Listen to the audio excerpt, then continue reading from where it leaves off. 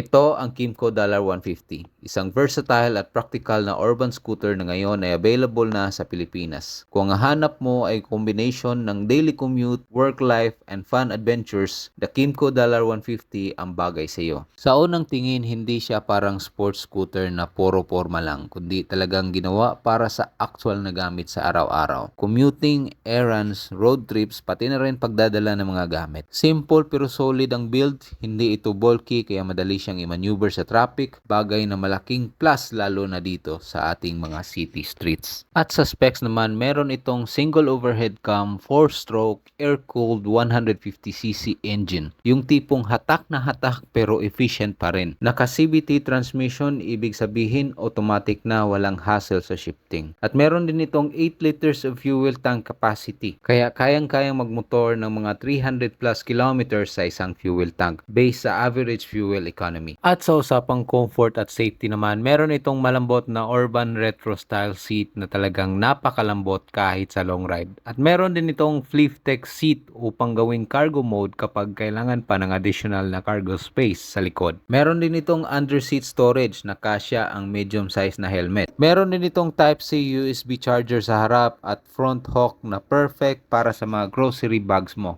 Naka-dual LED headlights at LED na rin ang kanyang mga signal lights sa harap at sa likod naman ay naka-valve type. Braking system, disc brake sa harap at drum brake sa likod. My honest and overall review of the Kymco $150 at the price of 127,800 at sa aking experience gamit ang motor na to ay sulit na sulit talaga. Lahat na binigay na ni Kymco. Fuel economy, room for cargo, responsiveness ng motor at syempre bonus na lang sa akin yung looks ng pagka-modern retro ng Kymco $150. The Kymco $150 is available at any branches ng authorized dealer dito sa Cebu. Good Moto, Motorcycle City, CLT Motorbike, New Age Motor Group, Bismotor, and Motor Ace.